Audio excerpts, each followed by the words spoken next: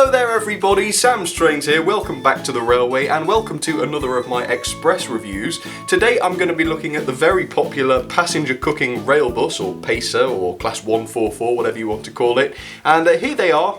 This is the regional railways version, in the sort of yellow with the white and blue windows. And these models first came out in 1987, I believe, which is about the same time that the Pacers in real life were produced. And these are quite interesting because, as you can see, if we look underneath, both units are driven. There's a motor here and a motor there, so that both units actually have power. Now, I think they were all like this in 1987. All of the Pacers Hornby produced were like that, with two motors, which obviously, well, you would think makes them quite expensive. And I assumed that all of the Hornby Pacers were like that, but I was proved wrong a couple of weeks ago, because a couple of weeks ago I had a customer send in loads of Pacers. There must have been about 12 of them, and some of them were much more modern, and those modern ones actually didn't have a motor in one of the units. They just had, it was just sort of like a dummy, and the other unit with the motor had traction tyres on it, and then the couplings at the back had little copper contacts so that the pickups could be transmitted between the two units. Yeah, and I wasn't very impressed, to be honest. Even though they had traction tyres, they were still slipping quite badly. It didn't run too great. So once again, yes, don't cheapen things, Hornby. It's naughty. Okay, so there we are anyway, the Pacer Regional Railways livery. I'm not sure if that's the correct term for it. I assume so.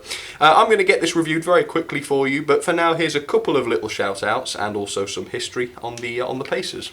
So a quick hello to It's Sam Hussey, Noah Baylor and Isaac Dixon. Once again, thank you very much for getting in touch.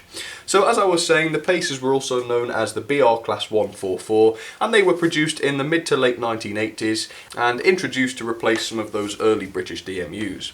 The Pacers proved to be more reliable and more efficient than the ones that they replaced, and they could be found in the rough Yorkshire area. Most Pacers are still in operation today, although they have been refurbished a few times. In the early 2000s they were refurbished, and again in 2010 I believe. Okay, so there it is then, my Regional Railways passenger cooking Pacer, which is only just fitting into the shot. And yes, as I say, I personally converted mine into passenger cooking mode, so you'll probably be able to see some of the gubbins inside there. It's all very heavy duty, to be honest.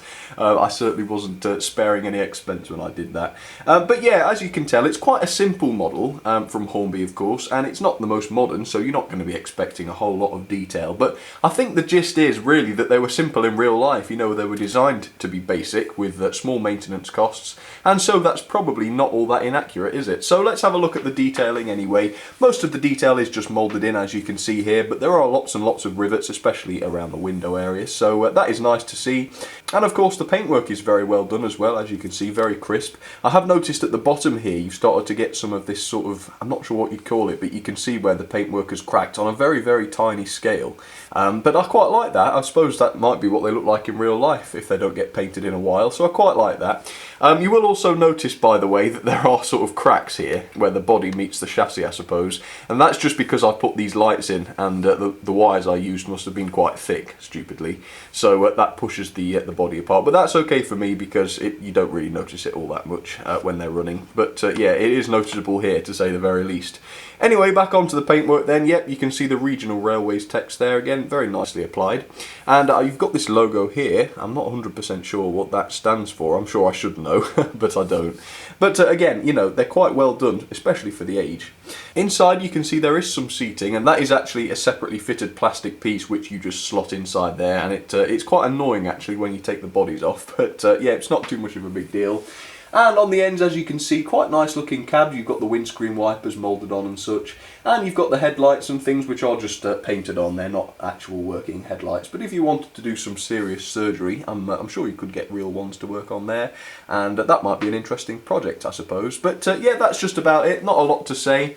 And it's also worth pointing out that the running numbers are different. But apart from that, the two units are exactly the same. So there you have it then, the Pacer. Two-car set, of course. I think they're all two-car sets, although I'm sure somebody will prove me wrong if that's not the case. But alright, that's it, I think. Let's get some passengers on the grill, shall we, and see how this runs. Alright then, so the human grill is on the outside line, as you can see there, and on the middle line I have the Triang Blue Pullman, just because that's a DMU that I've not run this month so far. And then on the inner line we have the HST, which is technically a DMU I suppose, isn't it? And that one is going to be the Virgin version. As you can see, the front guy here is that one that was painted up like Hornby. But for now then, let's get this pacer tested at slow speeds, so let's see what happens here. She is on an express point. But historically the pickups aren't great on these because of course they are separate units, so you've only got effectively the pickup capabilities of an 040. But most of the time they help each other out, if I can prove that. Yeah, there we go. So if one of them does get stuck, the other one could normally push it over the little dead spot or something like that, as you saw just about happen there. But yeah, not too bad at all, so let's get the pacer off then. Oh, it's happened again. Hang on. There we go. Just about got away with it there. Right, send that off around the track, and then the Blue Pullman, very lovely, and of course the Hornby HST, or the 125, whatever you want to call it. Oh, it's going that way, is it? No, I'll keep it going that way, I think.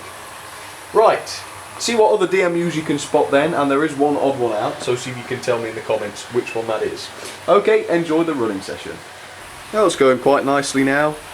Once it's up and running, once it's warmed up, it doesn't tend to stop on the points or anything like that, so yeah, it's just about okay there. And of course it's only the express points really that it does struggle with. All the others are normally just fine. It's been absolutely ages since I've shown the Blue Pullman, so that's a lovely one to see back on the tracks again. There we go, the one with the yellow ends, that particular one.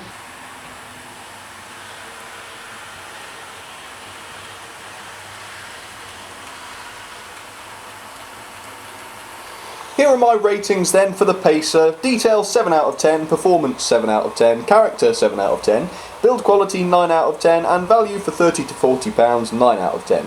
Overall then 7.73 out of 10, which ranks her 40th, just above the S15 and below the railroad compound. Again, I do apologise if it's offending anybody's eyes with its insane brightness, but yeah, it will be over soon, I promise.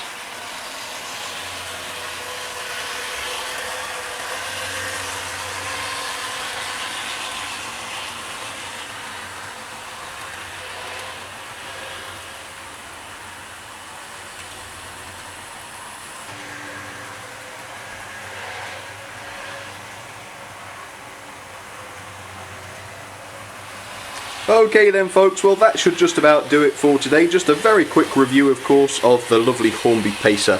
Hope you enjoyed that then. If you did, please feel free to leave the video a like or even a comment, and if you'd also like to, you can check out the Facebook and Twitter pages, which are at facebook.com/samstrains or twitter.com/samstrains.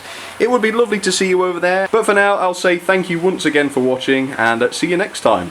Cheers everybody.